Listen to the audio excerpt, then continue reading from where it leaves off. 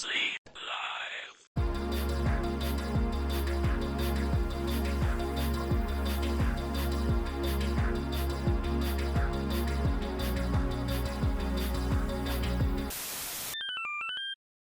Hello everyone and welcome back to another video. This is Sleep here, and it's been a while since I've uploaded. It's been about 2 months since I released my last video, and you guys must be wondering, where the fuck have I been? Well, I honestly have been kind of on and off with the YouTube stuff. I've been kind of just mentally checked out of doing YouTube for the past while. It's mostly been because I honestly haven't felt the motivation or really drive to upload as of late. I've just been outside, touching grass, living life, playing a couple of games here and there, and just kind of enjoying myself. But I feel like enough time's passed and I'm starting to get that drive back again, and I really want to start making videos once again. I think since it's been a while since I've done a video, I think we should take advantage of this opportunity to talk about Deadlock. Deadlock is a game that I've put so much hours into. I think it's the game I've put the most time into in terms of like Steam hours, which is absolutely insane for a game that hasn't even released like a public version yet.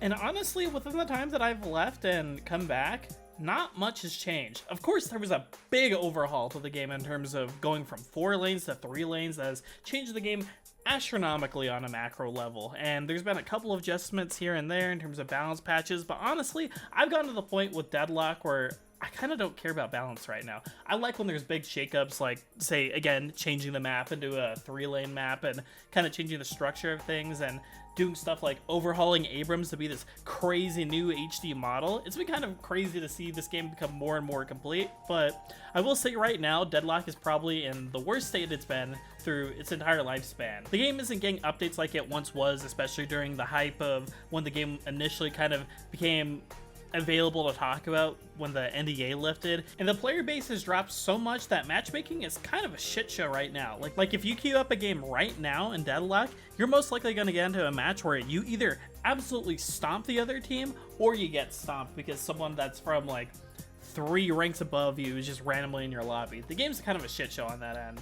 This has become such a prominent issue that I honestly haven't touched the game much over the past month and a half, because every time I hop on, I feel like I'm just not really being able to engage on a macro level with like the rest of my team and such. It's just extremely frustrating to engage with in terms of just playing the game on a casual level, and it feels like right now the game is very much just leaned heavily into its competitive audience while they try to cook some of the more fleshed out casual elements that the game's going to get later on. But that also kind of brings up a point against the game right now that is extremely frustrating to keep up with when you're someone like me who is really interested in the updates and what the game's going to be like going forward. And that's the fact that we're honestly not getting the greatest communication with developers as a wider group of testers. It feels like right now the developers mostly prioritize just the feedback from top players and aren't really giving us stuff like a roadmap to really look forward to what they're gonna potentially be doing with Deadlock over the coming months. Like, I would love if we had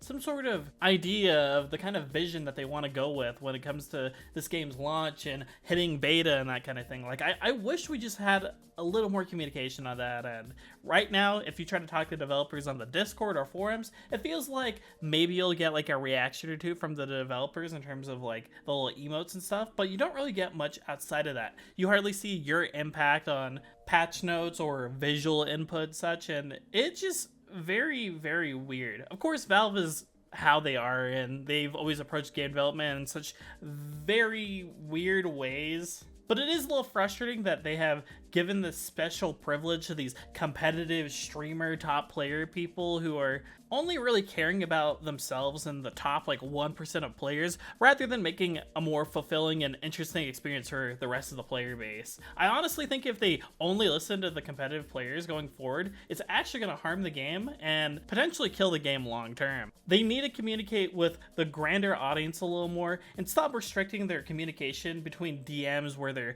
DMing these top players or these specific individuals who are in the know within these like secret clients and other playtests and stuff. It's very frustrating. Like, why are you running this test with thousands of people if you're just going to run a completely separate test with like maybe like 30 people where they're going to be able to get the actual input that you guys will listen to? I get that there's a lot of really stupid and meandering input you get from people, especially within the public Discord where people will complain about literally anything, but it would be nice if there was just a little more communication between players and the developers. I know Valve is currently on their vacation to Hawaii that they go on every month, and usually during this vacation they kind of get to have that moment of clarity and they got to step back from development and kind of think about how they're approaching game development. I hope one thing they really reconsider, at least in terms of how they're approaching stuff right now with Deadlock, is how they communicate with their player base. I'm really looking forward to the future of this game, but once again, this is probably the worst state the game's ever been in, and it feels very frustrating to not really know what to look forward to in terms of what the developers have planned and such. As for me, I'm going to continue playing the game every once in a while. It's not a game that I'm enjoying queuing up and playing right now because of how the matchmaking is, and honestly, I'm not too interested in a lot of the patches that they're rolling out because it's just a lot of number tweaks towards things that I'm personally not interested in. Like, I don't really care if you make 7 do like 3% less damage. I don't care how much that does on like a macro scale. That doesn't personally interest me. I'll probably cover updates in the future when they have more significant updates, such as, let's say they do another map update, or if they change the visuals on some new characters and such. Something I regret kind of doing back when Deadlock was popping off was doing the weekly updates recap, where I would go through the patch notes and read through the fucking huge essay on how many numbers were tweaked and such. Like, I personally am not that interested in that stuff. I would much rather cover this game when I have genuine interest in some of the stuff that they're doing. So whenever some like little micro update drops that changes the soul values of how much like a creep drops or something like that, don't expect me to do a video on that kind of thing. Expect me to do a video when there's like some cool lore drop, or there's new visuals, or maybe they announce like a beta or something like that. Like, expect me to do updates on that kind of stuff, rather than some really small minor tweaks and balance changes that honestly don't really interest me. But for now, this is Sleep. I hope you guys are enjoying Deadlock still, and I hope to see you guys next time. Bye bye.